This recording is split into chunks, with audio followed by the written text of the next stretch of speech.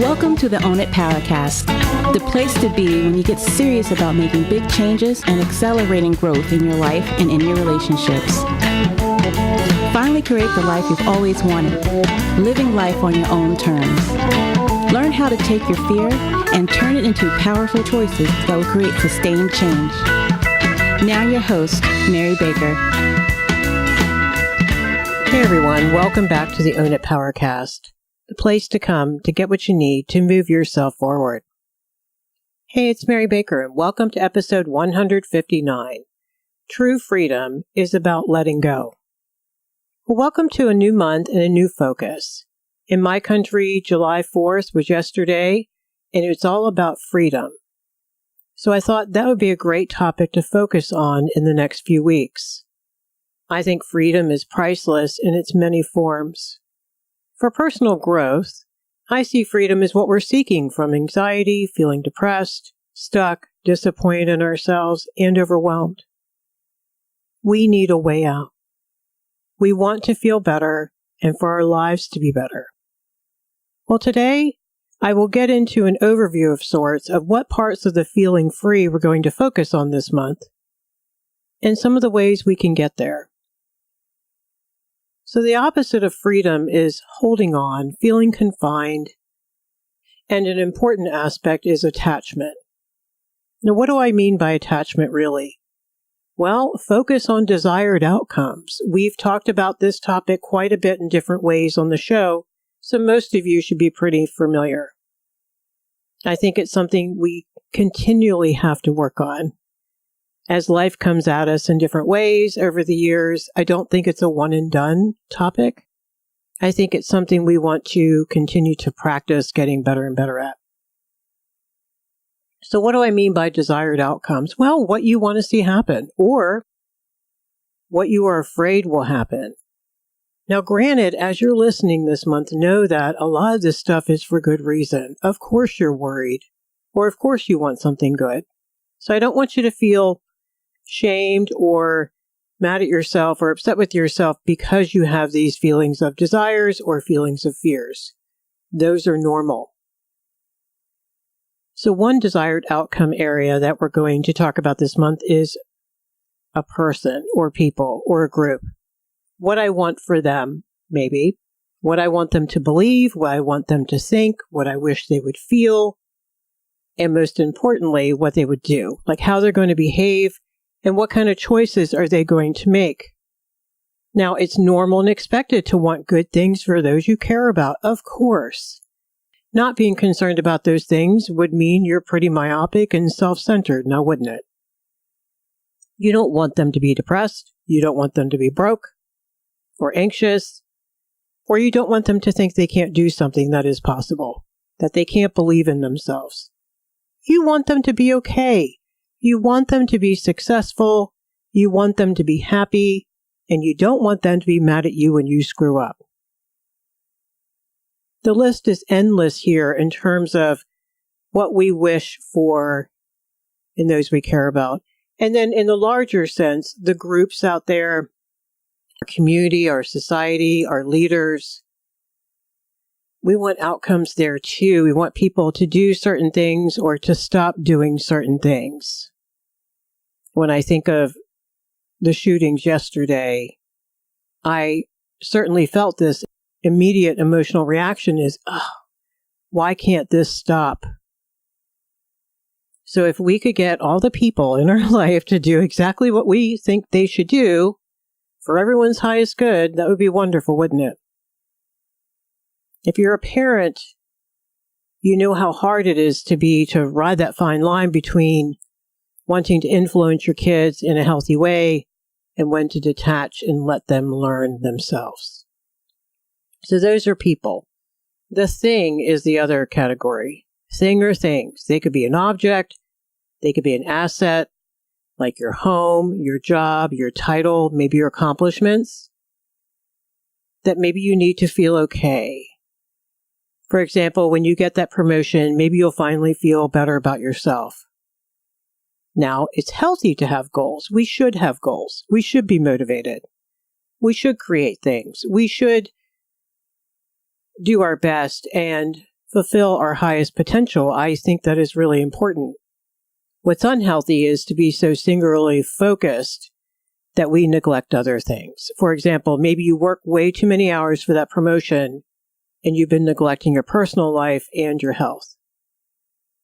So those are things that we want to control, things we can get our hands on, things that as soon as we have them, we think we'll feel better and we'll feel okay. Now, in some respects, this can be true. If someone is waiting for money because they need to pay their rent, of course. A lot of things are hinging upon obtaining that money, but they don't have any control over whether that money shows up or not. Then finally, a situation, circumstances, like the party you're planning, the relationship status, things you want to be different, like gun violence in my case, maybe the current conflict that's going on in your life. You need it to work out in a certain way. It has to be the way you think it should be. And oftentimes you're right. Of course. It would be so much better if your kid got good grades, wouldn't it? It would be so much better if your best friends didn't get divorced. It would be wonderful if the surgery went successfully and for them to get home safely. It's not the wanting or the wishing for any of these things that is the problem. It's the doing. Because attachment is trying to have some illusion of control over the outcome, because control is an illusion. We don't really have it. It can become so fear-based and create issues in our life and our relationships. This is the opposite of freedom. It is the opposite of healthy detachment from outcomes and the opposite of peace and sanity. It is one of the biggest contributors to anxiety in the clients that I've worked with over the years. Huge contributor. Because think about it for a minute. Deep down, you know you have no control getting your son to do what you want him to do. But you want that control, and so here comes the inner conflict. You know you have no power, and yet you're trying to exert it. You're lying to yourself. That creates anxiety. You're outsourcing all your sanity to maybe your son who doesn't want to do differently. Just because you doesn't mean he, remember? So you don't feel peaceful until he comes home one day and says, hey, you know, I've really been thinking I want to make changes with this. Then the relief that you feel, because the person who can actually create change in that regard owns it now and wants to do it. Attachment causes problems in relationships because it pushes people away. Think about the last micromanaging boss or mother or sister or best friend that you had. How did that feel? Not really good. You felt distrusted. You didn't feel like you could breathe. You always felt anxious and watching your back, waiting for them to say something. You felt judged, perhaps. You didn't feel free to choose and to do your thing. Well, think about the people in your life that maybe you've been nitpicking a little bit, maybe getting a little too involved, maybe overstepping. How do you think they are feeling? Control makes people clam up, put up the walls, or shut down or lash out. Because they need some boundaries. They need the who owns what to be healthy. So when we become overly attached to outcomes, we get in trouble, we cause trouble, and invariably we blow up and fulfill the very prophecy we're so afraid is going to happen. That's the crazy thing. Usually doesn't end up the way we want it anyway. So why is it so hard to let go? If this is so simple and easy, why don't we just do it? Well, there's a continuum from people who don't really give a shit to other people who are so wrapped tight and anxious that they can't pry their fingers off, and everywhere in between. My hope is this month you can kind of figure out where you are with things and how to grow. So Melody Beatty, an author, writes, when we first become exposed to the concept of detachment, She says many of us find it objectionable and questionable. We may think that detaching means we don't care. We may believe that by controlling, worrying, and trying to force things to happen, we're showing how much we care. End quote. How many clients have said this to me? That's everyone's initial reaction. They're like, but Mary, that sounds so selfish. It sounds like I don't care. And I say, it has nothing to do with caring. Of course you care. You don't stop caring and you don't stop loving. You just stop controlling. That's the difference. Because letting go means letting go of control. It means trusting that the process will work itself out. If you're spiritual, that maybe a higher being or an entity or the universe will work it out for you, maybe even better than you can. That things eventually will be okay and that you will be okay. And that's a good segue into the why some people struggle more than others. It is the fear that you're not going to be okay. That is a trauma response and it's bought and paid for. And letting go means healing some of your old trauma responses and replacing them with healthier, detachment-minded, thoughtful responses. But the thing is your brain just can't help thinking it can happen again. That at any moment you might be surprised and not in a good way. And maybe it was recent traumas. Maybe that person has done some crazy stuff and you are worried and you have every right not to trust them to do the right thing. And remember, the higher the stakes, the harder it is to let go. If that's your partner not doing right and you have kids and a mortgage and you are afraid of not having that extra income and that parental support there, those stakes are high and you don't want to blow up your kid's life. That's when it's hardest to let go of control because you know what's on the other side is not good. Early traumas are a big precursor to how you would handle that current situation too. Early traumas that were no one's fault, like maybe a parent was ill for a lot of your childhood or maybe they died. Other losses or traumatic shifts in the family. They could be social, economic, emotional, all the above. So bad things could have happened that, otherwise, if they hadn't happened, the family probably would have functioned okay or pretty well. But they didn't manage that loss.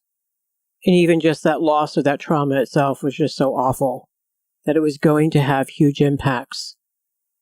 Because once you experience that bad things can really happen, it's really hard to convince you that they won't happen again or something bad won't happen again. The other area is chaos in the family. Never knowing when mom or dad would lose it, maybe shut down, have awful fights. When you would be yelled at, maybe humiliated or shamed in the grocery store for misbehaving. The not knowing creates that low-level PTSD that kept you on guard and keeps you on guard and keeps you vigilant today. Because your brain has kept that pattern looking for danger and never really feeling that it can relax and let go and just let shit happen. Who could blame your brain for that? It's there to protect you. It's biologically built in to protect you from harm. So, along the way, you tried to survive. You found ways to exert some sort of control over things, which you mistook and probably still mistake for power and love. You quote-unquote care and worry too much about your loved ones, so maybe you meddle and try to convince them to do the right thing.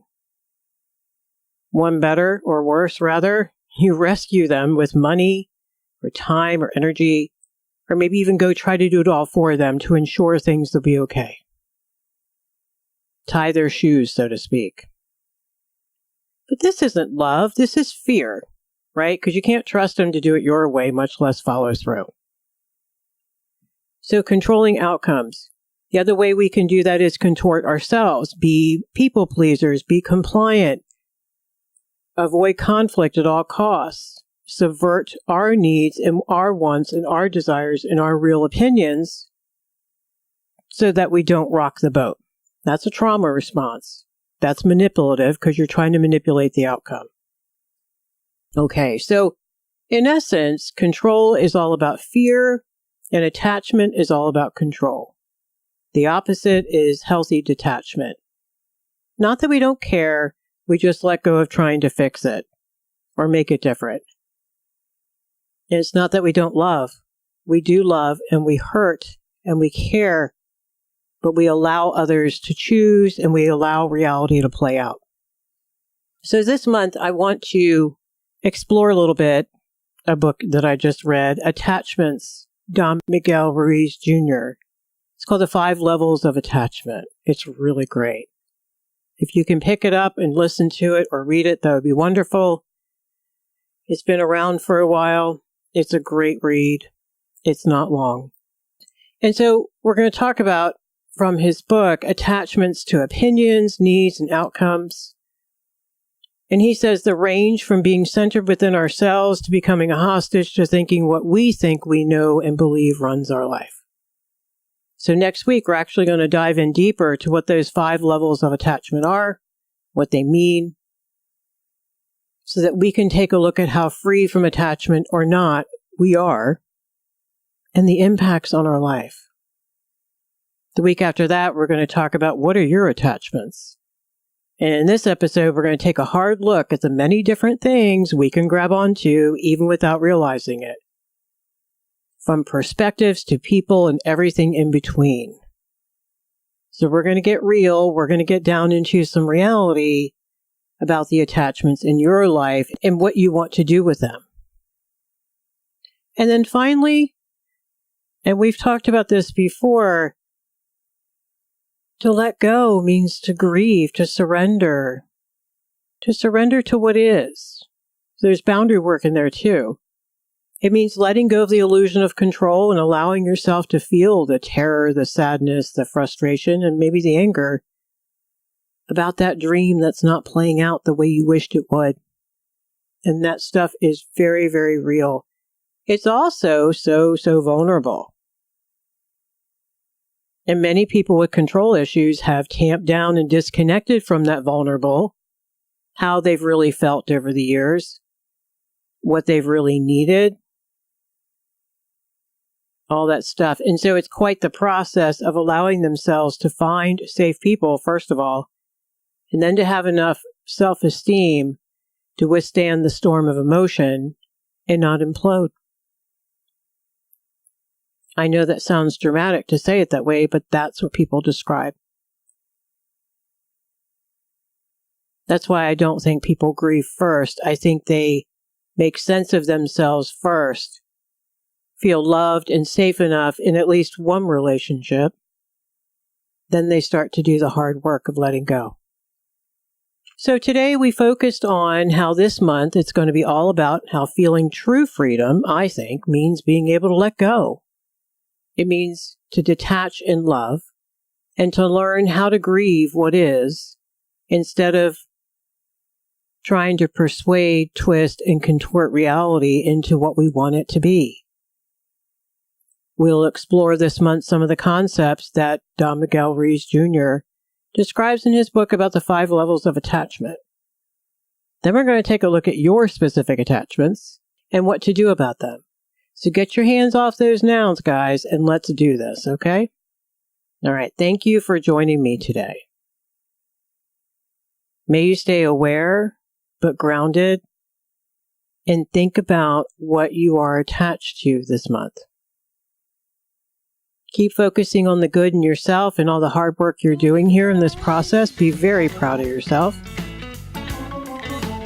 And check out the show notes at ownerpowercast.com if you haven't already signed up for the newsletter. And pass it along, please. All right, so pay it forward. Keep focusing on you, and I'll see you next time. We hope you took away some useful insights and tools you can begin using right away. If you did, please leave a positive review and share on your social media. Because could you imagine if everyone in your life really got it together? Remember, own it now, so you can really own it later.